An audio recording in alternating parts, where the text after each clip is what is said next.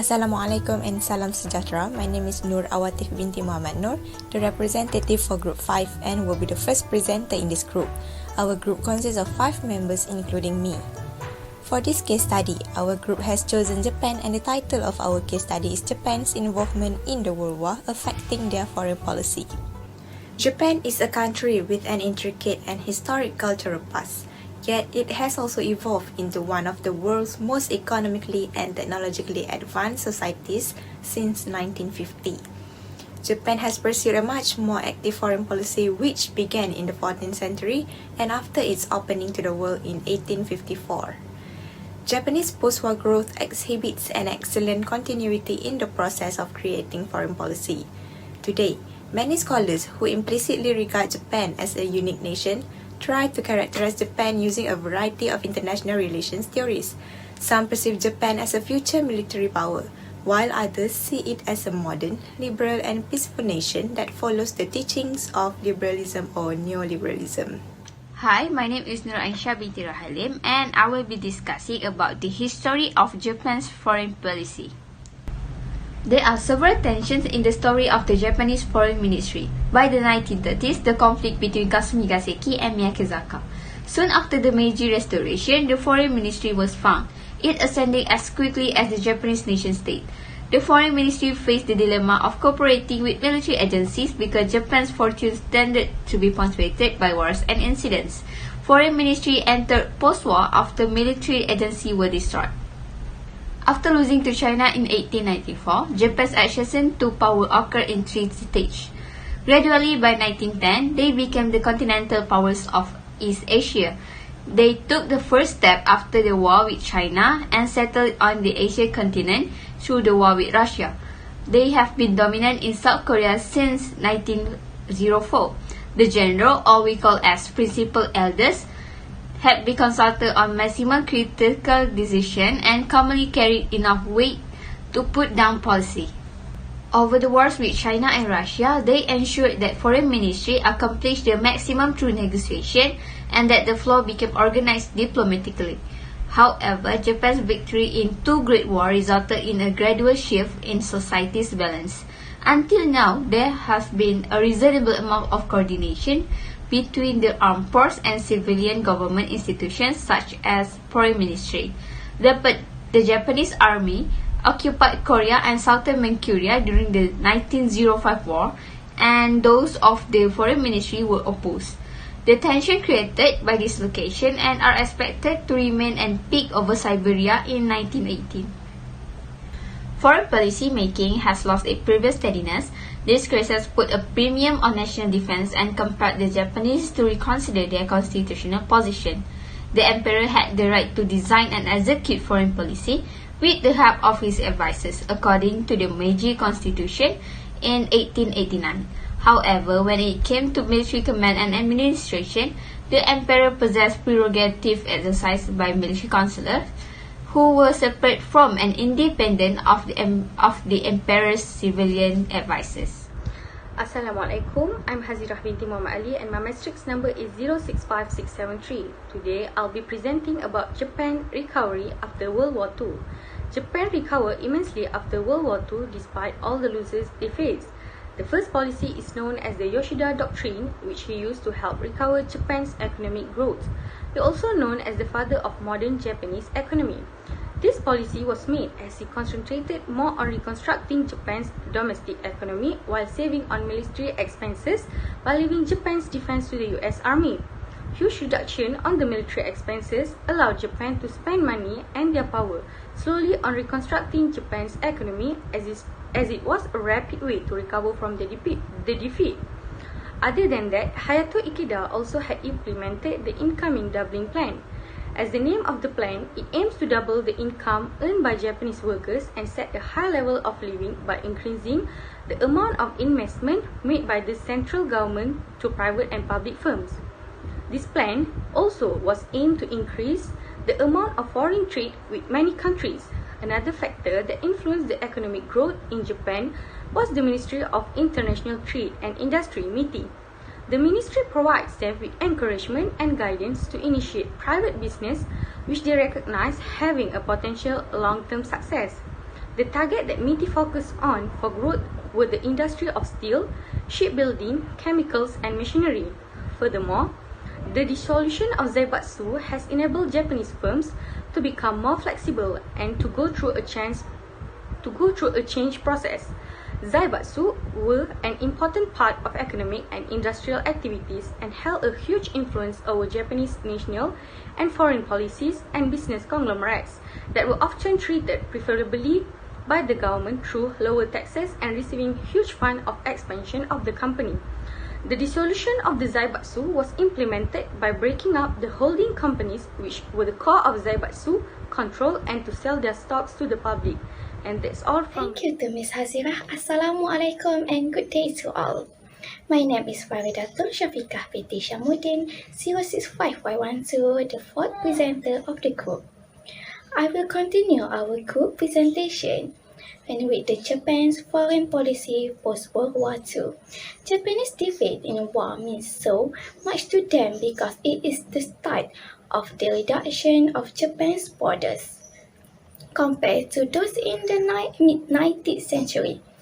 The pacifism faction in Japan began to spread its wings after the defeat of Japan in the Second World War, brought about by the rise of the Japanese people, as well as the rejection of the system of the military rule.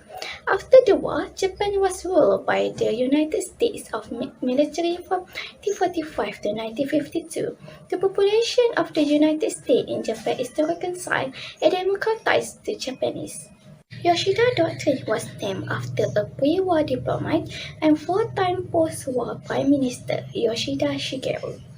This doctrine was proved as the most remarkably durable as a political compromise. The Yoshida Doctrine emphasized three basic elements, which is reliance on the alliance with the United States to ensure Japan's security, emphasis on economic relations overseas to aid in the reconstruction of the domestic economy, and maintenance of a low profile in international politics.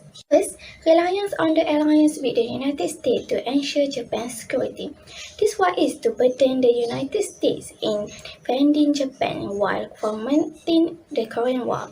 This is one of Japan's ways to justify limited defense missions and evaluate the self-defense force set up in 1954 while minimizing post-war military spending. Throughout the Cold War, Japan's main trading partner was the United States. The lack of military power has given way to Japan's foreign policy to focus on economic development. Foreign trade and investment are the main pillars that give economic importance, both public and private. Secondly, emphasis on economic relations overseas to assist in the reconstruction of the domestic economy. It was one of the ways of the country of the rising sun in conducting trade with the communist country while adhering to the Western camp in the Cold War. However, these Japanese efforts received limited response as the most countries insist on uniting politics with trade and investment in their foreign policies. China's refusal to implement the second boundary policy is due to distrust of the Japanese government itself, which still relies on diplomatic connection from Taiwan to secure trade agreements with the mainland. In response to the insistence, Japan has increased aid in the country close to the Cold War conflict, which at the same time improved their own national security system. Lastly, maintenance of a low profile in international politics. To regain international honor, Japan needs to reboot its position in the eyes of the world. In addition, Japan also takes part in other multilateral forums around the world.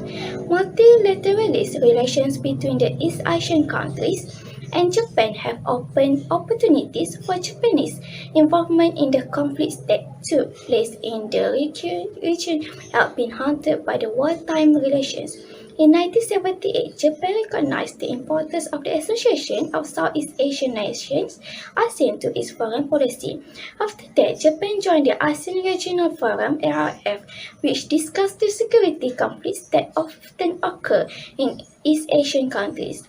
That is all from me. Next, we will move to the next presenter, Ms. Nurul Hawa, with her topic, Japan's Foreign Policy Today. Thank you. Hi, my name is Nurul Hawa binti YAAKOB and my matrix number is 065805 and I will be presenting about Japan's foreign policy today. Nowadays, Japan has participated in economic discussions at international conferences and hold important positions in international organizations such as the United Nations, where they make assessments and voluntary also policy to contribute for the international community's peace, stability and economic success, and thus to Japan's national interest. Our first point will be Japan's international cooperation and economic integration. Japan has actively led discussion at international conferences with other nations to build the world economy and strengthen the international order. The G7 has been enhancing global economic governance, international security and energy policy in recent years. Japan also joined G20 that evolved into a central forum where all the group members discuss economic, financial stability and other global issues. Major international agreements occasionally happen due to bilateral meetings at the summit of G20. Japan also joined APEC, Asia-Pacific Economic Cooperation, in 1989 with 20 other members to benefit the regional economic integration and trade. APEC has evolved into a powerful engine of economic progress and one of the Asia-Pacific's most important regional forums. National and global security. Japan has proactively contributed to the international community's stability under the policy of proactive contribution to peace, which is based on the belief in international cooperation. Japan's national security initiatives have strengthened its alliance with the US for 60 years. Japan has collaborated with the US in various fields of security and defense, for example in ballistic missile defense, cyberspace, information security, maritime security, and space technology. Japan has been a member of the Organizational Committee in the UN Peacebuilding Commission, PBC, since its establishment in 2005. The PBC discussed advancing peacebuilding strategies for countries with conflicts to attain resolution. Japan also has been training United Nations peacekeepers from various countries. Our third point will be tourism, cultural and education diplomacy in Japan. The Japanese government approved the tourism vision to support the future of Japan at the end of March 2016. Japan introduces the cultural projects of diplomatic missions overseas by sending the diplomats to carry out various cultural programs in other countries. Minister of Foreign Affairs introduced Japan through education projects like student exchange programs to open the opportunity for international students to study in Japan with scholarships from the Japanese government. Not only that, but they also launched the JET program, the Japan Exchange and Teaching Program, in 1987 to improvise foreign language education and promote international exchange in Japan. Japan's attitude has begun to favor more matured and confident acts, which may result in Japan becoming a major player in global politics. Japan's post-war pacifism is considered a realist goal, only following the Yoshida Doctrine. The end of the war has introduced many new obstacles to Japan's foreign relations, and it is not easy to assume that all these challenges are now leading to a safer international society with interwoven interests. According to neorealist predictions, Japan's pre-1990 foreign policy has been replaced by more realistic, open and active policies. The objectives are no longer only economic, but during the last 2 decades, Japan has substantially extended its involvement in security domain. That's all from our group. Thank you for lending us your ears.